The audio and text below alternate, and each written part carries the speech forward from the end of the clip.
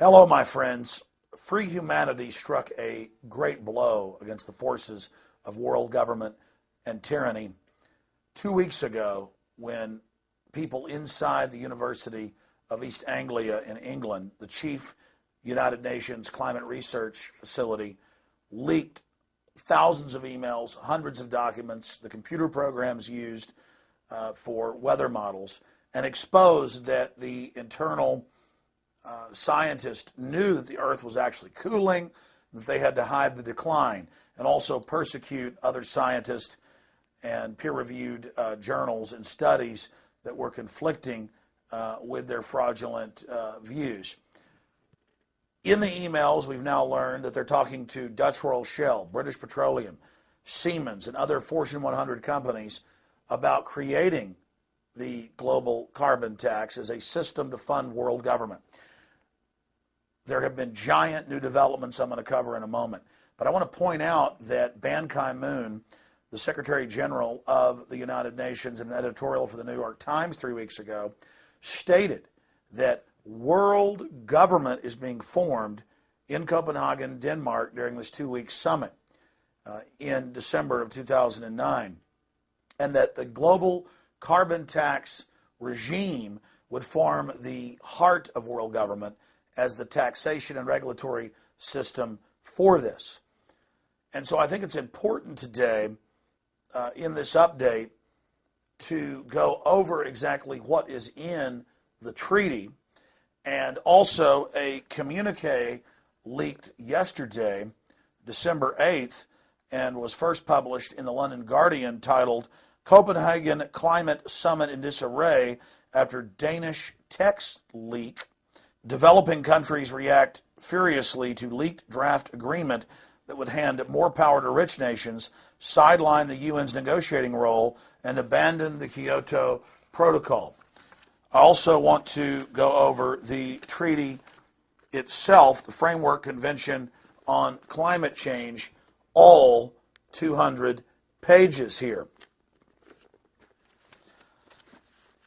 When you listen to the new head of the European Union, he openly states that world government is being established. When you listen to Al Gore, he speaks of global governance built around the Copenhagen Treaty. When you listen to Ban Ki-moon, he states the same thing. There's no more any room for denial. World government has arrived. World government is here. It is unelected, it is tyrannical, and it wishes to control the planet through an iron grip on resources. But here is the big development. Remember that the private IMF and World Bank, holding companies for the private central banks of the planet, have been caught in Nigeria and Brazil, Argentina, you name it, Asia, Latin America, Africa, the Middle East, Eastern Europe, Russia, engineering crises, destroying economies so they can vertically integrate them and criminally consolidate them. In 2002, Greg Palast of the BBC was given several thousand pages of leaked documents. Simultaneously, Nobel Prize winner for economics, Joseph Stiglitz, went public saying that the IMF and World Bank were engineering financial collapse and the destruction of industrialized society so they could consolidate control.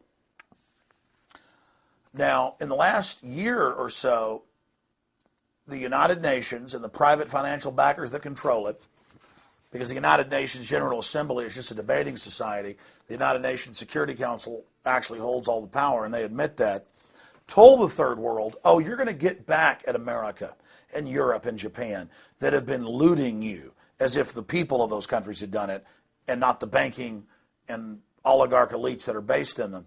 You're going to get back at them. They're going to have to pay massive taxes on food, on energy, on travel, on financial transactions to you, to help you, to get the General Assembly and the members of the General Assembly to go to this Copenhagen event and to sign on to this. Now, in my film, Fall of the Republic, we detail from previous documents from the UN and from the IMF and World Bank, Goldman Sachs, JP Morgan Chase, Bank of London, and others, the Bank of England based in London, that private central banks were simply setting up their own private global government, and that the populations of the world, both developing and developed, would have to pay taxes in a form of new derivatives that actually Enron head Ken Lay came up with Al Gore in the mid-1990s. That this was a system of total hegemonic financial rule by this establishment. But on December 8th, 2009, during the second day of this global government founding event that the UN itself is calling the greatest moment for world government, the most important meeting in world history, the media is calling that because it is. This is the establishment of this tyrannical world system.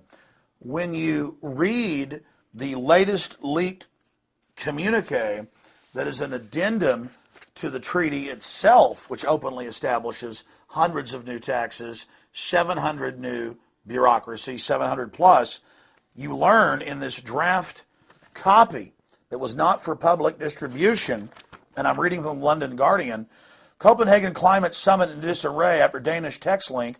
Developing countries react furiously to leaked draft agreement that would hand more power to rich nations, sideline the UN's negotiating role, and abandon the Kyoto Protocol.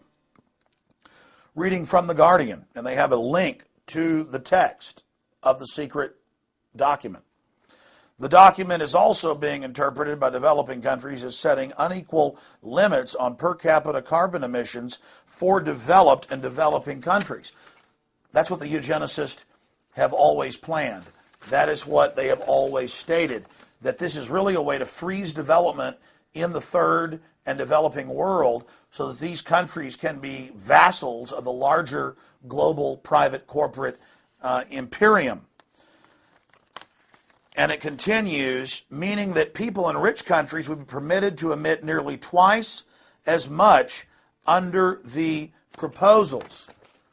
And it goes further and states that the UN is just a front company and will have no power. See, the third world thinks they control the UN because they're in the General Assembly. And that the IMF, World Bank, and other private corporations will actually control the global system and issue the credits. Force developing countries to agree to specific emission cuts and measures that were not part of the original UN agreement. So it is a classic bait and switch. That is from the London Guardian today. You can link through by clicking. We also have this up on Infowars.com and PrisonPlanet.com and read the secret treaty for yourself. But when you read the official Framework Convention on Climate Change, when you read the nearly 200 pages, it states a 2% tax on all nations of the planet, and once nations have signed on, they cannot remove themselves voluntarily. They have to have a unanimous vote by the other members to allow them to leave. So it's like a roach motel. The slaves go in, the slaves don't get out. And it states a 2% tax on the complete GDP of every nation, a 2 to 10% tax on all fuel, gasoline, diesel, natural gas, when most families are already on the edge of bankruptcy because of what the central banks have done with the derivatives bubble that broke in the fall of 2008. They state that a global regulatory body will control all transportation, starting with massive global taxes on all international and national air travel, and a surveillance tracking grid. Tracking systems by license plate reader and RFID in the cars to track cars by the mile and to tax you. Part of it to be shared with the local governments, national governments, and the private international government. So all of this is happening.